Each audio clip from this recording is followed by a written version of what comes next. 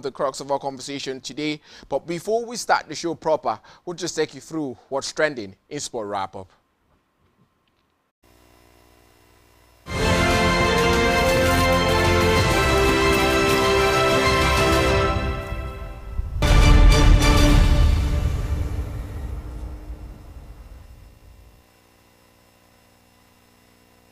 Well, we'll start from the tennis scene where Novak Djokovic was tested by Taylor Fritz yesterday at the US Open, but managed to navigate the key moment and capitalize on the American's missed opportunities to continue his quest for a record-extending 25th major crown. The 38-year-old, who has lifted the trophy in New York 4 times, dispatched last year's finalist 6-3, 7-5, 3-6, 6-4, to extend his perfect ATP head-to-head record against Fritz to 11 wins and no loss. Fritz will rue his 2-4-13 breakpoint conversion rate, letting slip his first 9 break opportunities. After below-par performances in the early rounds and several visits from the physio during those matches, Djokovic has played into form throughout his fortnight and will next face rival Carlos Alcaraz in a blockbuster semi-final clash. Djokovic leads Alcaraz 5 wins and just 3 losses in their ATP head-to-head series, including victories in their past 2 matches. Friday will mark their first encounter at Flushing Meadows. Now to WTA scene, still at the US Open, where defending champion Aryna Sabalenka moved into the US Open semifinals without playing after Marketa Vondrousova withdrew with a knee injury, setting up a repeat of last year's final against Jessica Pegula. World number 1 Sabalenka was set to play unseeded Czech Vondrousova in Tuesday night's session in New York, but the 2023 Wimbledon champion, whose career has been decimated by injuries, pulled out less than 2 hours before they were due to take to the court. Vondrousova had a pre-match practice session but stopped it early, hunching over the baseline before being consoled by her team. The world number 60 was later seen with heavy strapping on her left leg as she walked through the Flushing Meadows Players area.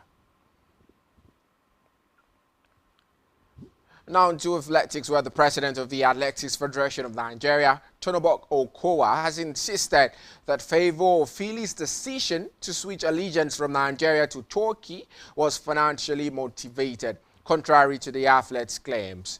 Okowa, in an interview with ESPN, explained that both World Athletics and the sprinter had communicated the decision to them. However, he reportedly dismissed Ofili's explanation that her move was due to repeated negligence by Nigerian sports administrators at the Tokyo 2020 and Paris 2024 Olympic Games. Instead, he said her choice was purely financial. The AFN boss added that he had no objection to Ofili's personal choice, but took issue with the reasons she publicly gave. Her defection adds to Nigeria's long list of athletes who have switched nationalities in the past, including Francis Obikwelu, Gloria Lozier, Florence Ekpomo, Salwa Nassar, and Femi Ogunode, many of whom went on to flourish under their new flags. Now to the exciting sport of football, where the Super Eagles held their first training session with 15 players in Uyo yesterday, ahead of the FIFA World Cup qualifying series showdown against Rwanda and South Africa. The camp, which opened on Monday, saw team captain William Troost-Ekong amongst the early birds to arrive, with training commencing a day later. Players who were involved in coach Eric Sekuchel's first training session include Bruno Yama, Chiamas Obasogie, Felix Agu, Adeleye Adebayo, Chidozia Waziem, Benjamin Fredericks, Wilfred Didi, Franco Yeka, and Fisayo Delebashiru. Also informed Paris FC forward Moses Simon featured in the session, as well as wing-back Olaoluwa Aina, defender Bright Osai Samuel, and Fulham duo Calvin Bassey and Alex Iwobi. Several players were still being expected to arrive at the national team camp, with first-choice shot-stopper Stanley Wabali, as well as the quartet of Crisanto Uche, Samuel Chukwueze, Tolu Kodare, and Cyril Desses, who all secured deadline day transfers. Reigning CAF African Player of the Year Demola Lookman, together with Victor Osimhen and Rafael Onyedika, were also expected to touch down in Uyo. Now crossing the Atlantic, where we go to Europe, the Professional Game Match Officials Limited chief Howard Webb says the decision to disallow George King's goal for Fulham in their defeat by Chelsea last weekend was a misjudgment. King, who is 18, scored after 22 minutes, only for it to be chalked off following a lengthy video assistant referee intervention for a foul by Rodrigo Muniz in the build-up. Muniz was deemed to have stepped on the foot of Chelsea's centre-back Trevoh Chalobah, or trying to turn him near the halfway line. Chelsea went on to win the game 2-0 thanks to João Pedro's header and Enzo Fernandez's penalty, which came after another contentious VAR decision that went against the visitors and left the coach of the side fuming. After the game, Michael Salisbury was stood down as VAR official for Sunday's match between Liverpool and Arsenal. Speaking on a particular television program which analyzes VAR decisions from previous game weeks, PGMOL chief refereeing officer Webb acknowledged the error. He said officials should only be taking goals away when the evidence is very clear, and that was the guidance they provide for officials. Well, that's all we have for you in Sport Wrap-Up, and not all we have for you on the show, as the guys will join the conversation for what promises to be a very exciting day today. Make sure you stick around.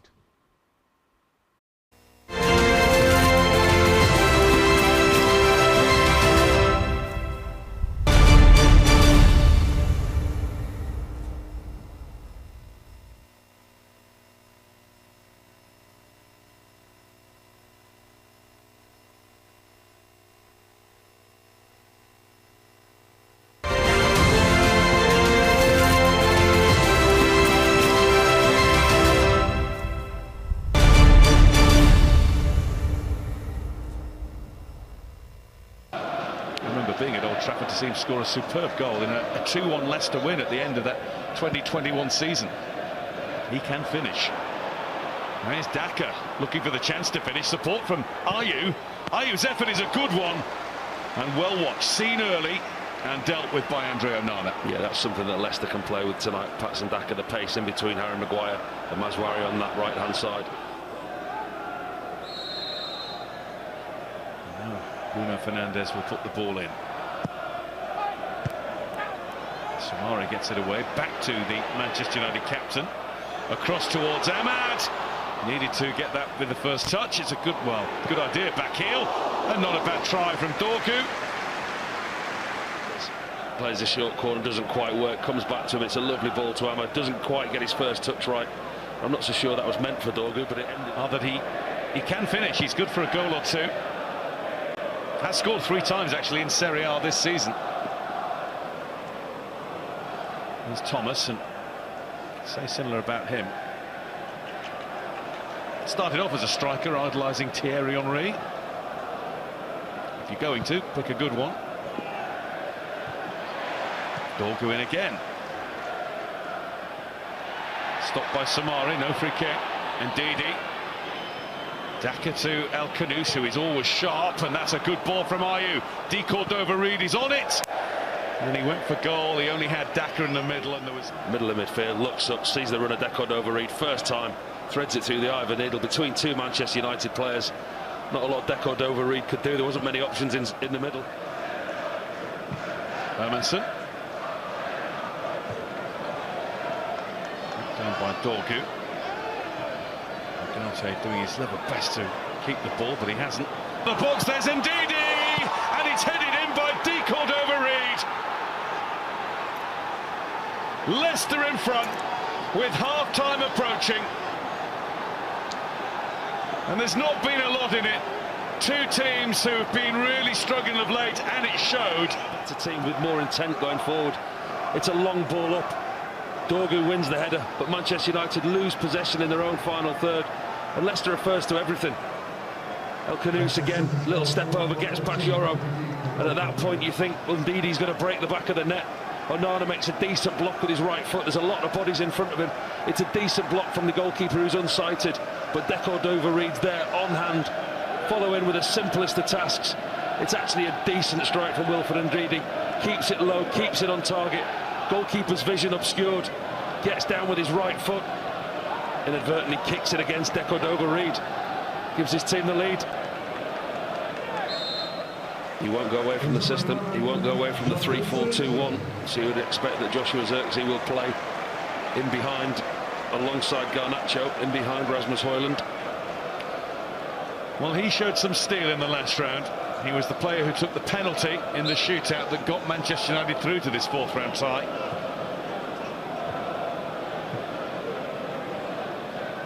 He's going to show some style when he does take the field, though. A little bit of extra urgency that sometimes seems to be missing from his game. Everybody has different styles of play. There have been some greats who didn't look bothered, but goodness me, they could win a game on their own. But Manchester United right now need a bit of everything. Here we go. Garnacho found by Ugarte, and Garnacho is in on goal, and he's beaten Van Vaas, and he's played against his own bar by Okoli. What a save that is from the centre-back. That's an incredible clearance by Okoli on the line. It looks for all the world that Garnacho's got his team back into the game. One-on-one with the goalkeeper. There's nobody near Garnacho. Here's Dalot. Here's Maguire.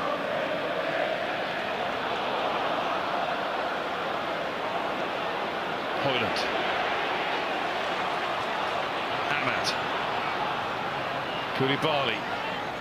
Just delays the progress. Masraoui. Zirkzee couldn't get it. Nor could Dalot behind him. Here's Garnacho. Garnacho making a difference for Manchester United. It's going to come to Zirkzee, and he's equalised. Will that be the cue for a home turnaround? It's Leicester who've now had the stuffing knocked out of them.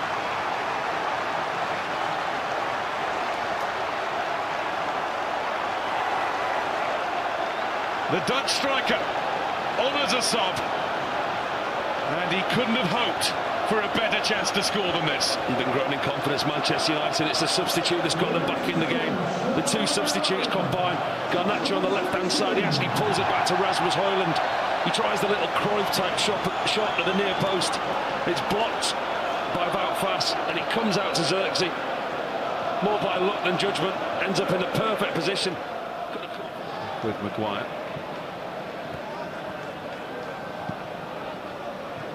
Daka. Masraoui wins it.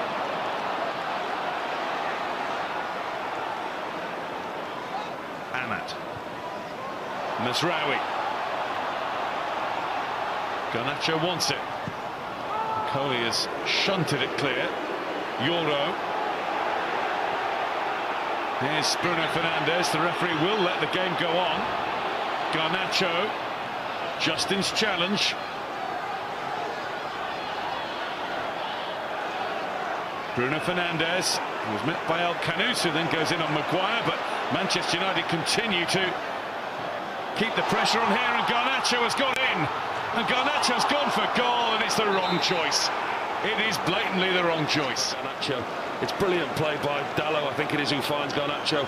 Lovely 1-2, quick feet, quick thinking by Dalot, into the path of Garnacho with his right foot. He tries to reverse it on the goalkeeper, into the near post. He gets the execution wrong, drags it well. As you said, Paul, he's let a lot go, but I think the game's been, and I say this in quotes, better for it. Yeah, I think he's been consistent, the referee. I think you can see the decisions that he's given. He's let certain challenges go that other referees maybe wouldn't have done tonight, but I think on the whole he's been consistent.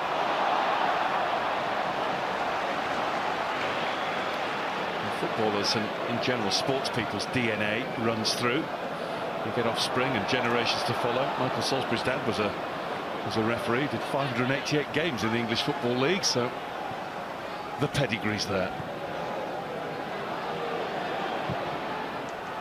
Fired across to Garnacho there, looking for him all the time.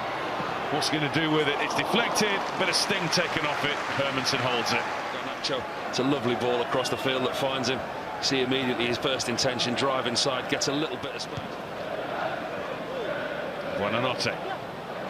Koulibaly. Ahmad took up possession and then found Ugarte. Bounced over the boot of Højlund. Nothing seems to be going for him. Winks has lost it. Nothing going for Højlund again. Winks has lost it again. Here's Garnacho.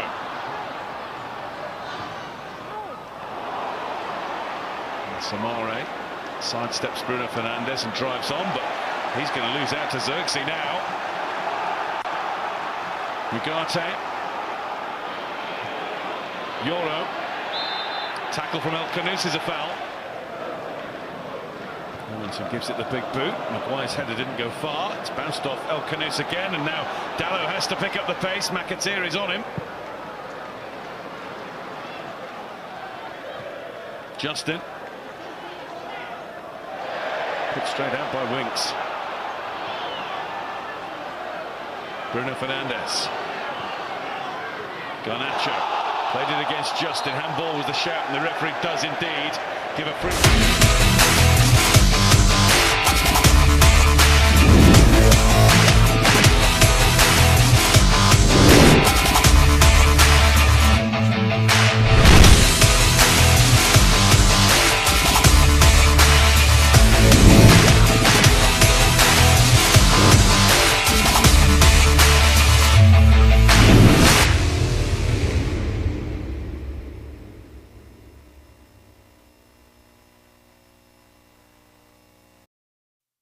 Good morning and welcome to the exciting moments. We talk about some stories in the world of sports. It is Sports Central, and my name is Blyden Kim. Exciting times ahead. You see the guys seated next to me, all ready for this one. The excitement that comes with it. Meanwhile, the weather I know you is a bit calm and quiet and cool. Sometimes, somehow, you have to be very careful the way you go about it when the rains are falling. But all that's would intend to say, well, it rains and comes with excitement and peace. Now let's talk about sporting activities. Part of a conversation would center around Novak Djokovic now making it 14 wins, moving to the semi-finals. A time at the heights of it at the semi-finals competition of the US Open, the hardcourt event. And similarly, we'll talk about Carlos Alcaraz also getting better of Lehaka and qualifying to face Novak Djokovic. Seems like Novak gets better as the tournament progresses. Well, in the world of football, it will be a conversation, a look at a closure of the transfer market, what the indices are, looking to the past events that took place in the English Premier League, and most importantly, looking at the international games that we're moving into. We here, Nigerian players have arrived at Gospel Akpabio, not Gospel now, in Uyo, that camp, and the train yesterday at Gospel Akpabio International Stadium is that conversation. And then a part of also conversation today will center around the National Youth Games. I will talk about the female Yellow Greens trying to lock horns against the Zimbabwean counterpart today, and what the possibilities could be for them qualifying for the World Cup. Well, I'll go to the guys who told David. Good morning, so good to see you today. An excellent morning to return. Quite a weighty Wednesday, but we have to be here to do the job. Yeah, absolutely. Of course. Yeah, that's what it is at the moment. But I think I'm quite delighted to return. Not minding the weather. First of all, about the fact that the Super Eagles camp, the numbers are beginning to increase. We're expecting more players to arrive today.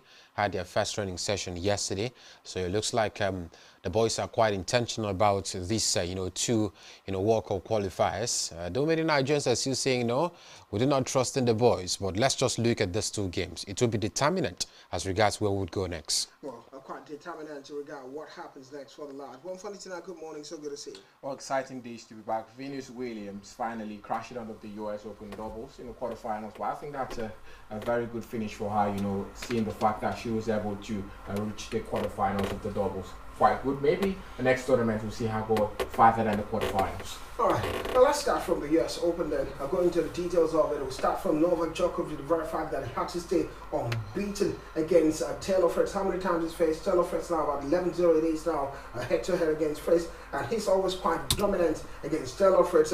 We'll start with you because when you talk about Taylor Fritz this season, the last 3 months has had the highest number of wins at the ATP, but being beaten by Novak Djokovic. And it seems like Novak gets better every now and then as the progress is at the tournament. It might also, of course, be to the surprise of many to look at Novak Djokovic now, a man who was complaining the very first first game, yes, of the US Open. That's round 1 game for him.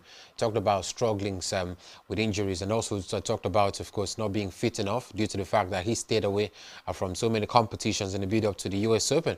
But even with the struggles, here we are now talking about Novak Djokovic, of course, getting the better of a top-seeded player to advance to the next stage of a competition. I mean, naturally, if you look at Taylor Fritz, look at, of course, a young and vibrant Taylor Fritz, and look at Novak Djokovic with the way Taylor Fritz is doing at the moment. Yesterday, we were talking about him being the only U.S. contingent at this stage of the U.S. Open. So it certainly shows you that Novak Djokovic, in as much as he's struggling, he's also got experience on his cards, and he's also quite intentional about winning 25 Grand Slam.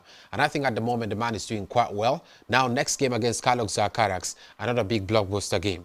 A big blockbuster game. I know funny thing I would like to mention on that, but let's first talk about Carlos Alcaraz, what he's been able to do, beating Julian Heka, and that's one of the US Open quarterfinals, and now moving to the semi-finals. I don't see you have time to talk about Carlos Alcaraz, Novak Djokovic, but we're closing in now, moving to the semi-finals of it. And most likely, not most likely now, it's going to be Carlos Alcaraz against Novak Djokovic. 5-3 head-to-head it is in favor of Novak against Carlos Alcaraz, and 3-0 on hard court at Cincinnati. And the year final in 2023, and in recent times this year also showing class and dominance against Carlos Alcaraz. Well, I think Carlos Alcaraz now has not just a mental battle but also a battle on the court, because Novak Djokovic seems to always get the better of the man every time they play. The last 2 times they've competed against each other, Novak Djokovic has gotten the better of him, so this might just be the 3rd one in a row, so it's quite a little bit, I think it's a banana appeal for Carlos Alcaraz. This is the only obstacle on his way to becoming world number 1. If he gets to defeat Novak Djokovic, he's the world number 1. That's just it. So it shows that he has. This is going to be a very huge match for him. And I think the pressure might get to him. Novak Djokovic doesn't have any pressure at the moment. Didn't win a Grand Slam last year, so he's not really. I don't think that pressure is on his shoulders right now. But Carlos Alcaraz understands that to be world number 1, I have to defeat this man.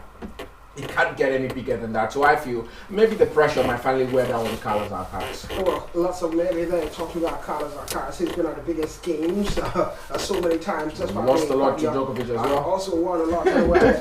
Novak Djokovic has said that he has to take care of his body, that he knows he's going to be a fast-paced thriller, and he wants to go the distance with Carlos Alcaraz, preparing for it. Well, the matchup will take place on Friday. We're going to talk about it. And moving to the women's game, the highlight of the women's game was Aryna Sabalenka, world number 1. We here will be facing Jessica Pegula after Vondrousova withdrawal at the competition. And Jessica Pegula had held off Krejcikova at the US Open to make a second slam semi-finals. And now let's talk about one that interests me would be the Williams sisters now. Not the Williams sister, the Williams sister, not the sisters, because Serena isn't part of it now. But the end of the road for, we're talking about Venus Williams pairing up in the doubles alongside Leylah Fernandez, Canadian International. Quarterfinals they got, but being dumped out of the quarterfinals, so that at the end of it is that conversation for them, trying to get the numbers that counts for them. At the end of it, sister Venus Williams, Leylah Fernandez, the loss 6-1. The loss of meaning the thousands, and Siniakova got a victory, 6-1, 6-2 victory over Venus Williams. Well, before I start with you on this one, because Venus Williams at the age of 45 stayed 16 months out of the game, returned, won her first tour level win. It was just a first round win, absolutely, at the DC Open, and we're quite excited about it. Then suddenly she returned and joined them in the doubles competition after losing in the first round at the US Open. So what a season it's been for her, but she says she's as far now she has to improve. That there's been improvement in that game. She wants to improve even more. Well, definitely. I think what a way to keep fit. The lady says the only reason why she's back to tennis is about keeping fit. There's no other person in the world who enjoys keeping fit like this woman, because she's really at the biggest stage. The US Open, one of the biggest Grand Slam events in the world. And the lady went all the way to the quarterfinal of the doubles Open. It was, I think she crashed out in the first round of the singles, but she found more success in the doubles category with this lady, of course, Leylah Fernandez, who's 23 years junior. So the chemistry they were able to build was quite strange to many, because not many expected both of them to be able to come together and harness their talents to get the job done all the way to the quarterfinal. But at the end of it, I would say kudos to Venus Williams. Not many 45-year-old can boast of what she's been able to do. She deserves to get all the flowers she's getting at the moment. I'm at the flowers from Felitina for Venus Williams at the age of 45 and showing class and dominance at a doubles cut. And despite the fact that yesterday Felitina said, well, maybe the hard worker in all of this is Lila Fernandez. Definitely, she's a hard worker. And Venus Williams is taking credit for the combination with Lila Fernandez. But she takes her flowers today. Anyway, quickly let's move to the Nigerian point of view. It would be that the Athletics Federation of Nigeria, the president, Tonobo Okowa, has said that the reason Favour Ofili had to switch camp from Nigeria to Turkey has been because of financial reasons. And he's saying that, look, it's nothing more than financial reasons. What would you say regarding the Kenyans? Because Favour Ofili had talked about the very fact that the last two Olympics, the 22-year-old reached 200 meters final at Paris, and the Tokyo Olympic at the finals of it, she missed out because of discrepancies from the federation, and that's why she had to switch camp. But Okowa is saying no, it's not why, it's just basically financial reasons that she's refused to talk about it in that regard. Well, I know the guys we want to talk about, but we move ahead so we get to look at all the talking point and all the drive that comes with it. We also hear that the Commonwealth Games, Nigeria is at a summit beat ahead of deadline. What's really happening in this one, David? Well, of course, Nigeria alongside India are the two nations bidding for the Commonwealth Games. And if possibly Nigeria gets it right, they will be the first African nation to host the Commonwealth Game, which will be something very important for Nigeria. It's been a long time we hosted an international tournament. Can they do it? Commonwealth Game is big. Well, I think it's solely down to the level of preparation we'll be seeing. So it's not just about bidding for it. Do you have the facilities enough to host the Commonwealth Game? At? We're talking about 2028. Yeah, that's what we're talking about. That's so close then. Yeah, so close. Maybe 2 years, they can actually get something done. Well, you need some fantastic stadia to handle that, and a good accommodation and good transport system, good security system. Absolutely. And remember, it's about priority. If they want to do it, they can do it. Remember recently, I think last year or 2 years ago, Victoria was supposed to, in Australia, was supposed to host a Commonwealth, but they said no, they don't have such money to spend in hosting the Commonwealth. Yeah. At the end of it, they might not see the gains that comes with it. So, and many countries have refused, who are in the Commonwealth realms, have refused to host a Commonwealth. So most often than not, it's England that's hosting, or the UK are hosting the Commonwealth Games. And now we'll go on a quick break, and when we're back, the conversation continues. We'll be looking at the National Youth Games and a bit on cricket, looking at the ICC T20 World Cup qualifiers, which Nigeria will be facing Zimbabwe. Don't go anywhere.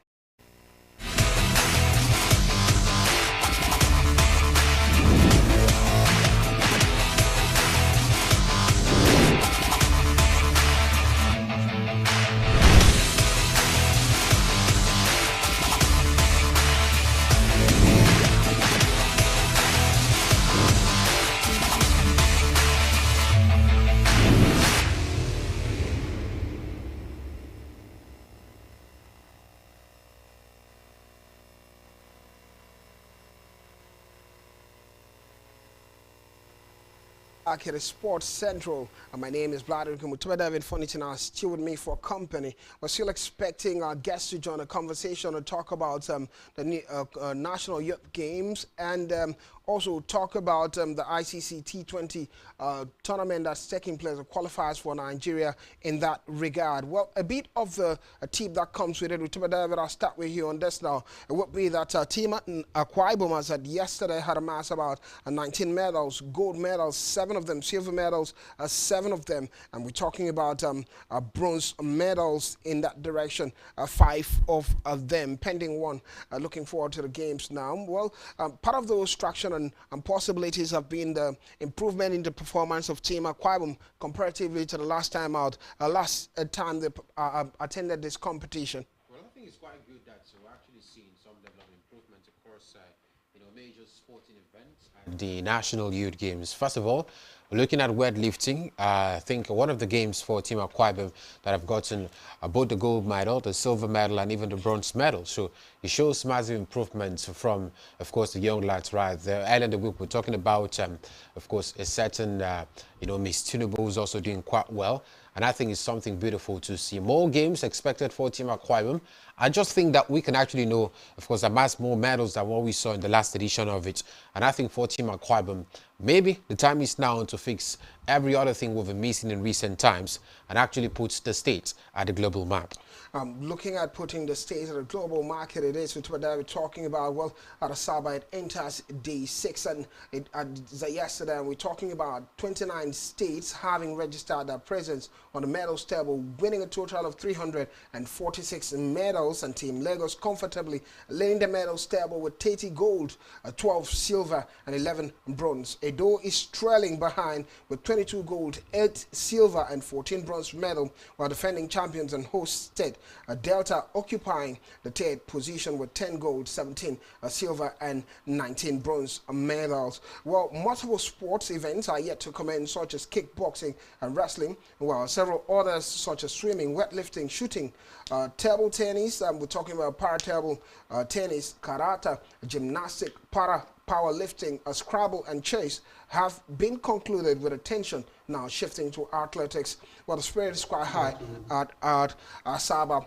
quite exciting. Well, while we're going to talk about it, we've seen the changes. Our guest joins the conversation, and now looking forward to this conversation and the driving factor that comes with it. Expecting if you're creating them to be part of this show, and a possible Akarimoko Fred to get a join. Good afternoon, welcome to the show.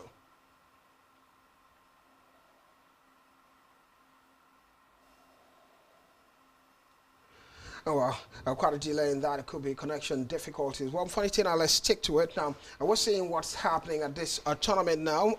It seemed like this time out, Lagos came prepared, and adding up the number, 30 gold medals, 12 silver, and 11 bronze medal, comparatively put side by side with what Team Akwa Ibom has done. Well, it dwarfs the performance from Team Akwa Ibom. Well, we can understand it's Lagos State, but the big conversation is most likely they're going to usurp.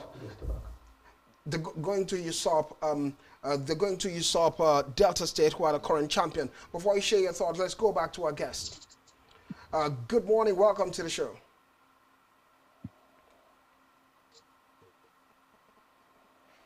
Hello, good morning, ladies. Can you hear me? Still having difficulties connecting Ethiopia and Abbas. Hello. Hello. Idol, can you hear me? Yeah, I can hear you now. If you're it's taking a bit of a while to really connect with you. Good morning. Welcome to the show. Good morning, Blythe. Good morning, team. All right, a little shaky from your voice there, but are you following the youth games, or what's really happening? We hear from standings, we hear Lagos performing quite well, 30 gold medals, 12 silver, 11 bronze medals. Edo at second. At the last we checked, 22 gold medal, 8 silver, and 14 bronze medals. And we're talking about Delta State at number 3 at the moment. Team Akwa Ibom, they found up to 7 gold medals the last we checked, and 7 silver. Put that side by side, performance of Team Akwa Ibom. What the rest are doing seem to dwarf Team Akwa Ibom, but an improvement from what we saw last time out. Yeah, I was the Lagos contingent. They've done so well. They've been a lot of improvement in sports, Lagos State.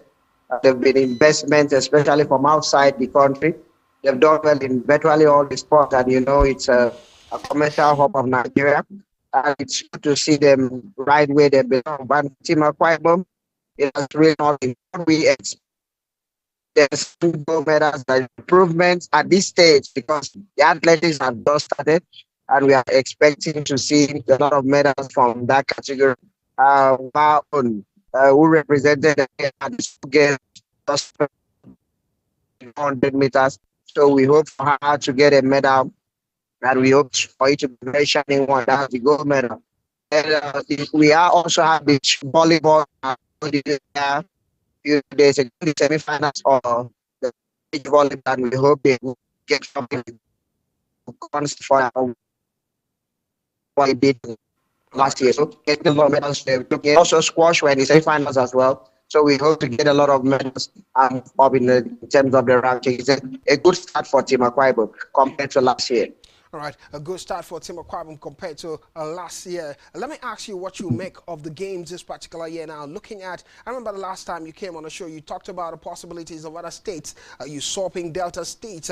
You've really mentioned we've seen some games taking place. Talking about swimming, weightlifting, shooting, table tennis, para-table tennis, karate, gymnastics, para-power lifting, Scrabble and chess have already been concluded. But we're also looking forward to the mainstream of athletics and also wrestling and kickboxing being a part of some of these games. Now we're moving to athletics. What are we expecting now? Still expecting Lagos State to be quite dominant, and on the other hand, from a Akwa perspective now, can these add lots of medals to help them even move further in the table?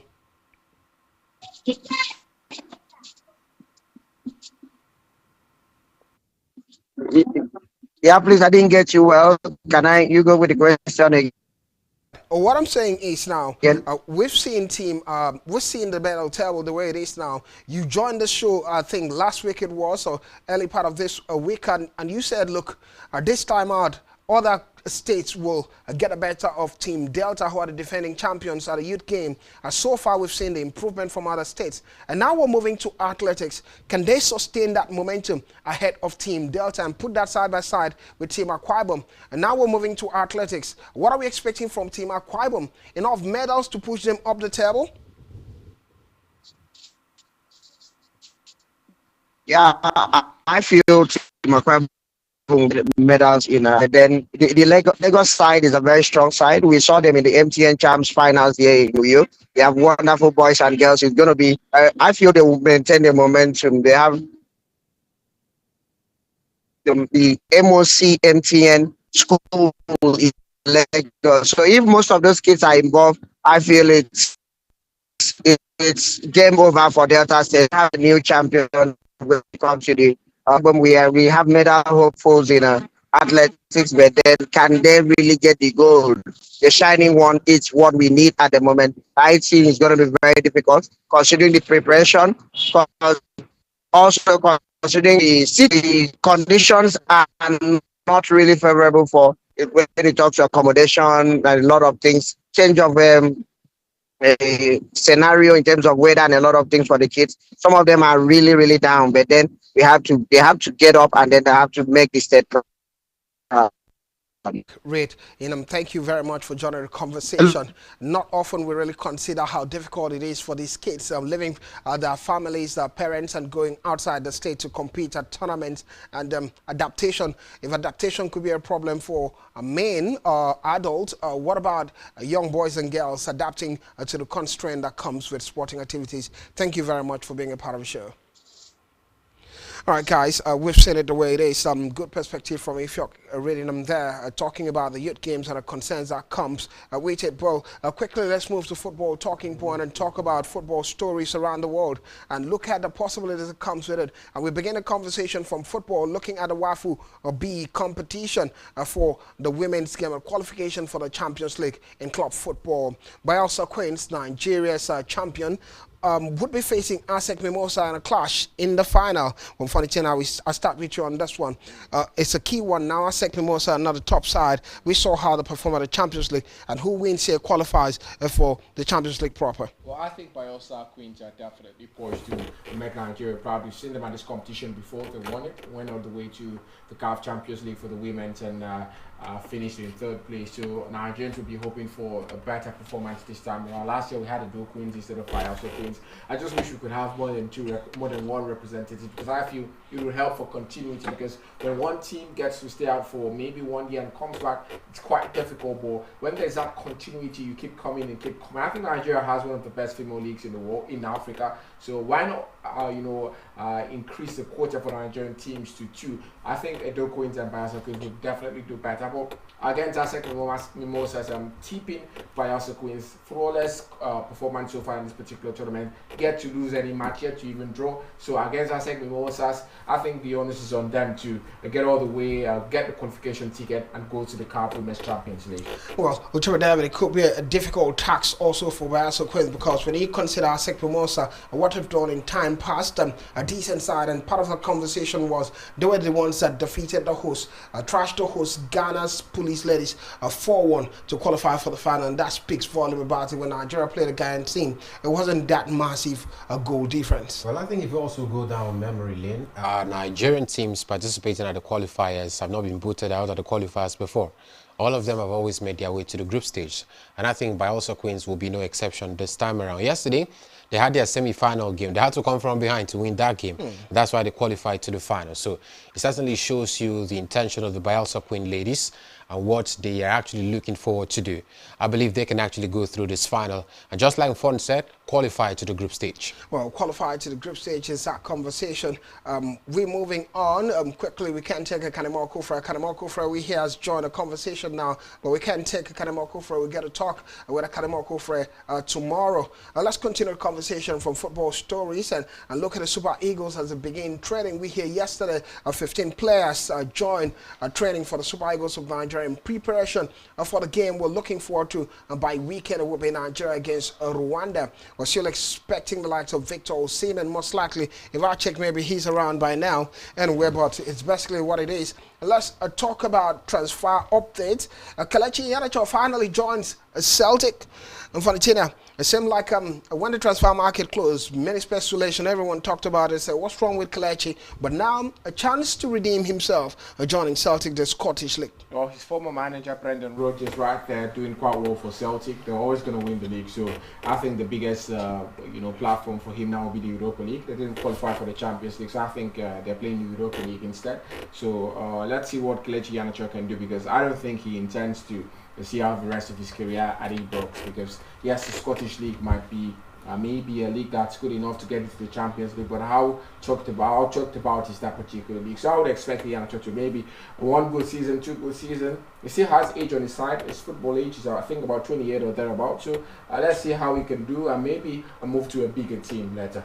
Well, that's your perspective for Kelechi Iheanacho from time Fontaine to go to a bigger team, and maybe Celtic. He first has to really show that he can do it at Celtic Football Club. Since coming off that injury, it's been a niggling situation for him. A little bit at Sevilla, a little bit after being released by Leicester City, a little bit as I think Middlesbrough it was. Yeah, he went Middlesbrough to and came back and being released and terminated his contract. Meanwhile, another Nigerian in this regard would be Ademola Lookman. We hear Atlanta has included Ademola Lookman in the UEFA Champions League squad. Despite all the squabble that took place during the transfer market, but someone has said, well, the man stays, couldn't join Inter Milan, he stays and is part of that conversation. And quickly, let's talk about one controversial situation that took place over the weekend. It was Chelsea Fulham, a VAR decision and that took place, and the chief from the Premier League has come out and say, well, the call was a bit wrong in this. The Premier League referee's chief, Howard Webb, has said guidance wasn't followed properly by the VAR when Fulham, George King, had a goal disallowed at Chelsea on Saturday. He was 18.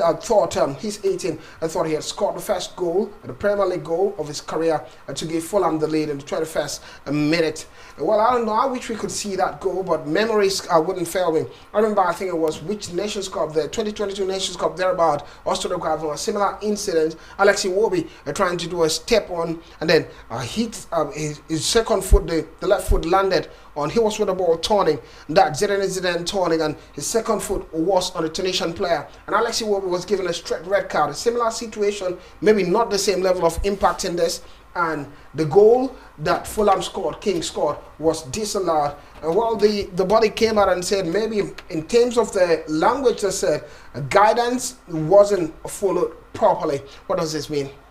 Well, I think, of course, it is a clear case of Trevoh Chalobah, because I could recall that particular incident. Trevoh Chalobah had actually went for the ball. Yeah, he went for the ball, but actually put his foot just where the natural footstep of the Fulham player would have landed after that particular footwork. So now the referee's body is coming out to say, naturally, that shouldn't actually call for the goal to be disallowed, because it wasn't actually an intentional case where you had the player, match on the toes of, Trevoh Chalobah. Right. But fouls don't have to be intentional.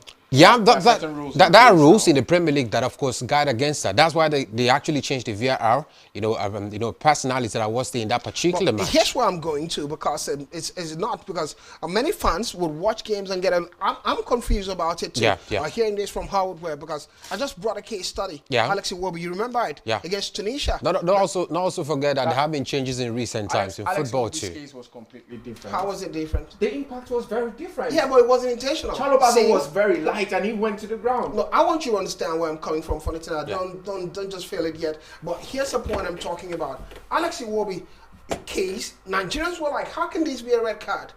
And the most celebrated VAR in CAF gave it a red card. It wasn't intentional. He was turning, and a Tunisian player was just there, and his left foot landed on the Tunisian player, and he got a straight red card. At the end of it, Nigeria lost that match, and they were beaten. Maybe updates, but if the Premier League body says, well, guidance wasn't followed properly, my concern is the choice of word. Just say it was wrong, instead of saying guidance wasn't followed properly. Well, let's move on and talk about other talking point and see how we can get a closer show at this point. We hear Ike Gundogan has joined Galatasaray and free transfer from Manchester City. Aziz Alashola has signed 2-year deal with Saudi's Al Hilal, and Loftus-Cheek and Kwanzaa added to England's squad, and Grimsby fined for ineligible player in Manchester United tie. Well, the fine for it, you've heard it, the fine when it has to do with this one. Manchester United, a last talking point for us. But I think I was at when yesterday I said Manchester United were given about 48 hours to make decision on that match. What do you make of it? Yeah, there's nothing there. Come on. Manchester United lost that match. Even the coach of the side came out to see it. So there's no need going through the back door. What are you doing? Just let the match go. Well, it could be opportunity for redemption. Which redemption? Against a full tier side. They should be ashamed. But some sides would go for it.